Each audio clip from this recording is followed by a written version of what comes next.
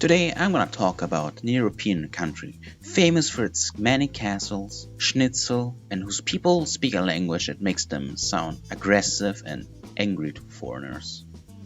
So, Germany. No, I'm talking about Austria. Not to be confused with Australia, but there's the question of why isn't Austria part of Germany, seeing how, well, essentially similar they are. Well, like most things, it's about history and the culture. But to clarify, this video is like a very oversimplified summary of Austria's history. So there's gonna be some parts that I'm gonna skip or try to mention in passing.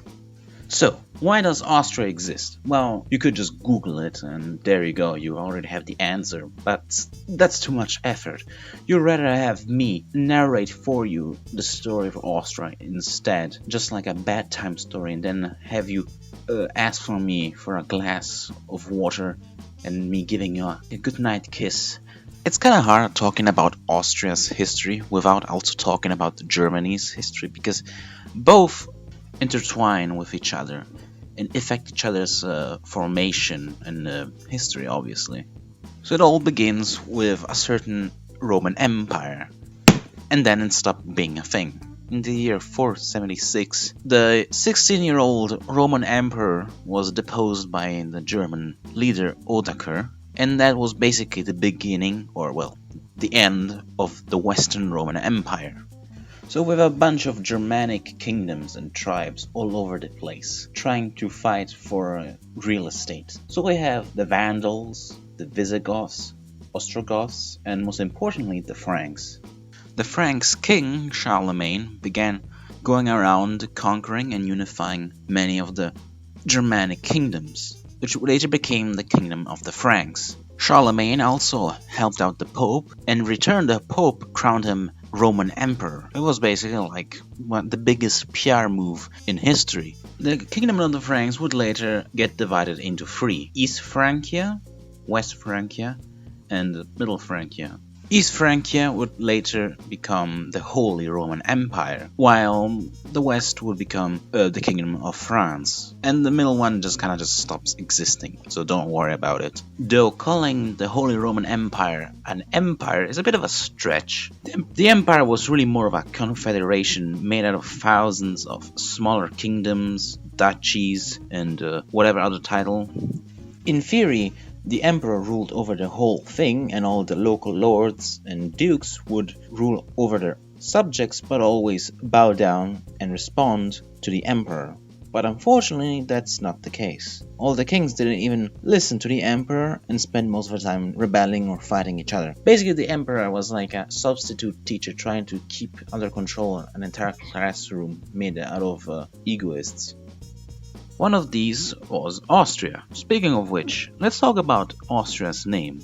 Because in German, Austria is called Österreich, which literally means Eastern Reign or Eastern Empire. But because Österreich is so hard to pronounce for a non-German speaker, most people go with the more simplified Latin version of the name, which is, well, Austria. But now let's go back to our empire. Like I said earlier, Austria was one of these many duchies. So obviously the nobility that ruled wanted their duchy to gain power, expand, and get thick. At first they tried the usual method of exchanging stabs and spears with their neighbors, but that didn't really go anywhere. But this all changed when Austria ended up being under the rule of the Habsburg dynasty. If England has the Tudors and Russia has the Romanovs, then Austria has the Habsburgs. So what was the Habsburgs' big brain master plan to make Austria become a powerful state? Well, very easy. It's marrying all the neighbors and even other family members to keep Habsburgs in control of Austria and not letting another royal family to take over. Let's skip a bit to the future, and now Austria is comprised of all of this, which includes a lot of people. For example, you have Bohemia, Slovakia, Northern Italy, Slovenia, a bit of Poland, Croatia, Istria, Hungary, Bosnia, Serbia, and Romania. So yeah, that's a lot of real estate right there. But as you can imagine, this didn't last forever. After beating Austria in multiple wars, Napoleon kind of forced the Holy Roman Empire to dissolve and Francis II to abdicate from the title. And so the Holy Roman Empire was gone. Was not just created by the Franks, but was also destroyed by the Franks. So the Holy Roman Empire was replaced with the German Confederation, which was kind of the same, except this time the name actually makes more sense.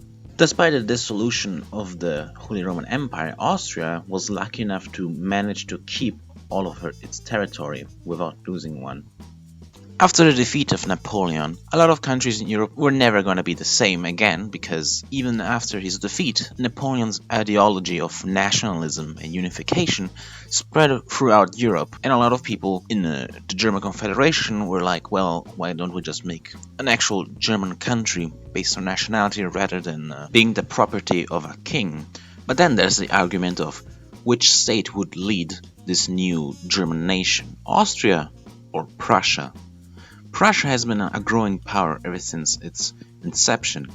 It had one of the best military, it was way more modernized, it was more stable, and the people spoke one common language, well, German. Austria, on the other hand, didn't have any of that. Plus, Austria's population was a majority of non-Germans, so having them kind of beats the point of having a nation purely based on German people.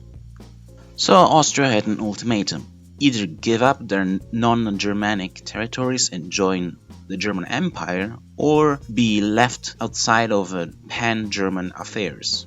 And Austria chose not to join. But this nationalistic ideology wasn't just popular in Germany. Even many ethnic groups in the Austrian Empire were beginning to have funny ideas of becoming independent and leaving Austria. But Austria made everything possible to oppress them or make them more German. There was one point where Austria tried to Germanize them and force them to learn and speak German, which obviously didn't really work because nobody likes having someone shove a book up your face all the time. But one ethnic group that rose to power were the Hungarians. They made themselves equal to the Austrians, but also made them equally unpopular as Austrians, which is what led Austria to become Austria-Hungary. Obviously, this didn't really last long, as World War I came, and yeah, after World War I, Austria-Hungary was completely dissolved, and Austria lost all of its territory.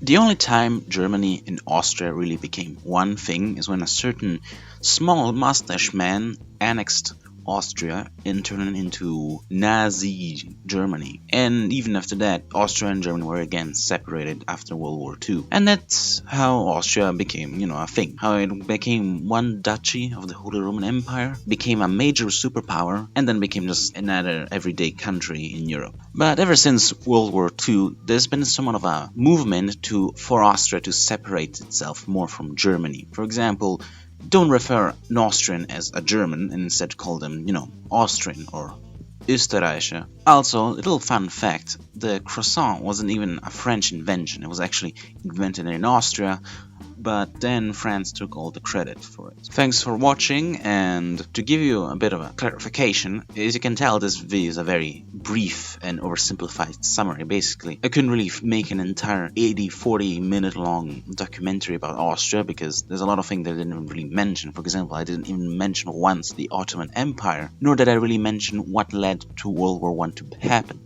But there are many videos on YouTube that can give you more information about that subject. So if you're interested, you can look it up on the internet. As said before, thanks for watching and see you next time. And also maybe consider following me on Instagram and Twitter.